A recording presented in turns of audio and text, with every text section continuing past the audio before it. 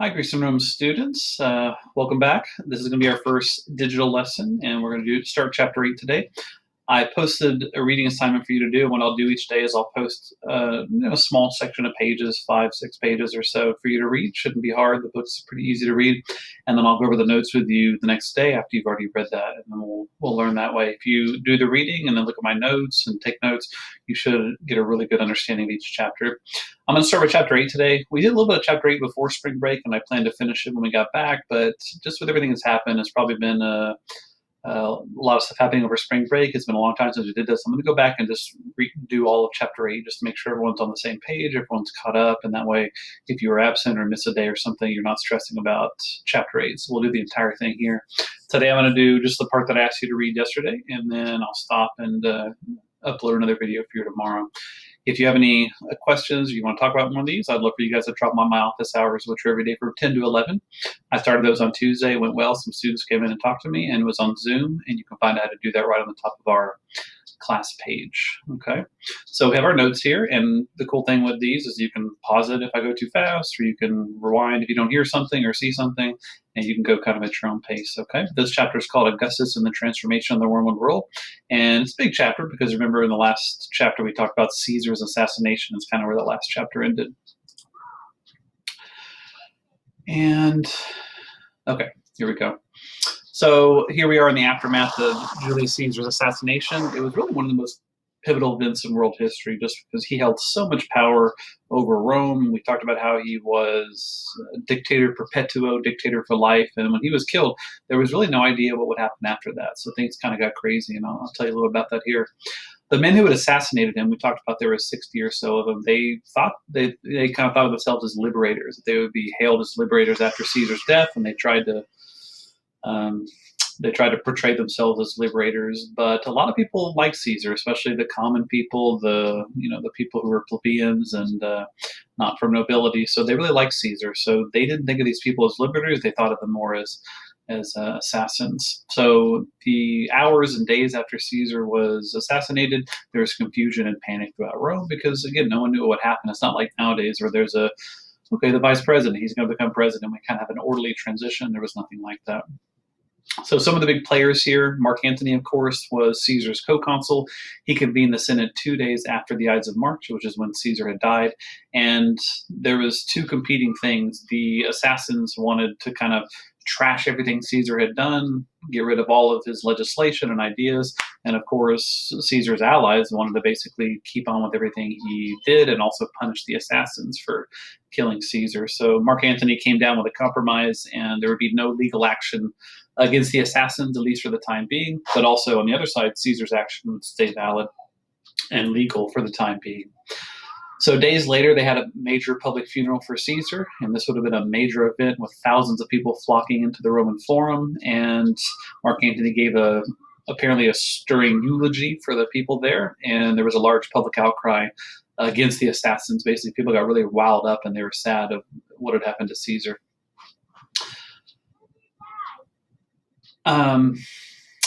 A smart thing that Caesar did was in his will, he left money to a lot of Romans, to the majority of Romans who lived in the city. He left them 300 sesterces, which is a good chunk of change for a common person. And so even after death, he was spreading his largesse and making the people kind of indebted and appreciative to him. So his name got even more popular because of what he did in his will. Antony also saw the way things were going and that most people were on Caesar's side, and he started encouraging the unrest against the assassins. So by mid-April, which of course is about a month later or so, Brutus and Cassius, who were two of the chief conspirators, had fled from Rome, and things were kind of turning against them. The reason they fled is because they feared for their own safety because there was so much public sentiment against them. Cleopatra, of course, who had been there with Caesar when he died, she went quickly back to Egypt because there was really no place for her now. She could tell that was not a good place for her to remain, and she went back with Caesarion, who, if you remember, was Caesar's illegitimate son with Cleopatra. Now, another major player was Lepidus, Marcus Aemilius Lepidus. He was Caesar's Magister Equitum, which means like master of the cavalry, and he replaced Caesar as Pontifex Maximus. And we'll see him as a big player going forward. He heads off to Gaul and Spain to command troops that had been left there. Now, the other big player, major player, was Gaius Octavius. He was Caesar's grandnephew, and he was pretty young at the time. He had had some connection with Caesar. Julius Caesar had never had a son, so he'd kind of taken Octavius under his wing a little bit. He'd taken him on a few of his military campaigns and was kind of close to him. So when he found out that his uncle had died, Octavius, he went to Brundisium, which is the port on the southeastern side of Italy, and he sailed there basically to get to Italy as soon as possible after he heard the news. He had with him his close friend Marcus Vipsanius Agrippa. We'll call him Agrippa. He's going to be a big player going forward. As you can see, Octavian had been born in 63 BC. That was the same year that Caesar had been elected Pontifex Maximus. And he had, like I said, accompanied Caesar on just some of his campaigns to get some military experience. But he was only a teenager whenever Caesar died. So he was still pretty inexperienced, but, becoming a man at the time. At Brundisium, Octavius learns that Caesar's will has been read, and that he has been adopted as his primary heir in his will. So this is a major thing. Basically, he can call himself Caesar now. He can use the name, and this would obviously be a big financial gain for him too. But politically, it just gives him the ability to call himself like Caesar's chosen heir. So he travels quickly from Brundisium to Rome, which you would do on the Via Appia. He accepts the inheritance, and he adopts Caesar's name as part of his name. He calls himself Gaius Julius Caesar Octavianus. And so from then on, he's kind of connected to the hip with Caesar. And in people's minds, we're going to call him Octavian for the time being, just because it's simpler.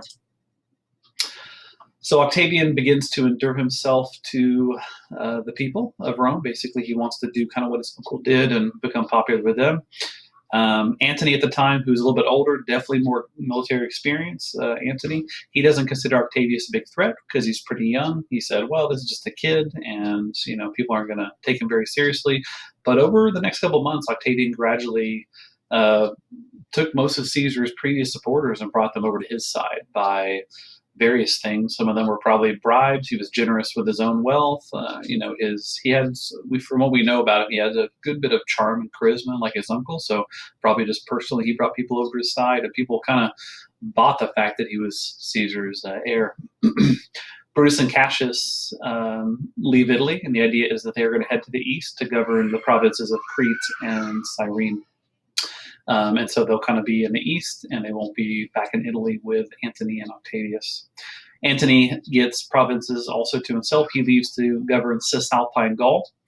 But when he goes to take over that province, Decimus Junius Brutus Albinus, who was one of the conspirators, one of the ones who had plotted against Caesar, would not agree to give up the province, basically, and let Antony rule it. So Antony basically began to besiege the city of Mutina there, which is the main city of that province. Now, if you recall Cicero, we spoke of last chapter, one of the kind of leading orators, senators at the time, he was very anti-Antony. He thought Antony was kind of a potential dictator, someone who would do similar to Caesar and suck up all sorts of power. So Cicero was not wanting Antony to take over in any sort of serious way. And so he writes a series of speeches that we call the Philippics nowadays, that basically were scathing speeches about we cannot let Antony take over, we cannot give him power, etc. Basically just an assassination of Antony's character and whatnot. And they're called Philippics because they're based on the speeches of Demosthenes, the Athenian, who wrote against Philip of Macedon, if you remember from last semester. So Cicero based his speeches on those speeches. Both speeches were intended to warn and attack someone, Antony and Philip of Macedon, respectively. So he portrayed Antony as a potential dictator, and he told the Senate to basically resist him to strengthen their own forces. So the Senate basically went with Octavian's side because they thought Antony was the bigger threat. They granted him imperium, and basically they wanted to kind of placate him and give him some things so that he would use the army he had amassed to help them fight against Antony if need be. Antony was defeated at Mutina in April of 43, and the siege of that city was lifted. So even though he was pretty good militarily, he did not win everything, and he loses there at Mutina. We'll see what happens. Now here's where the second triumvirate emerges, which we talked about the first triumvirate last chapter being Caesar, Pompey, and Crassus, three of the most powerful men in Rome. So here we have another very powerful men here, which is Octavian, Lepidus, and Mark Antony. So basically, how this develops is that at this fighting at Mutina, both of the consuls of that year were killed. Antony did not die, though, at the battle. He lost, but he didn't die, and he escaped and got to move west. Now, Octavian, the Senate would have wanted him to pursue Antony at this time, but because that's kind of what they were hoping for, that Octavian would help them. But he declines to pursue Antony with his own army, and Antony moves west and joins up with Lepidus.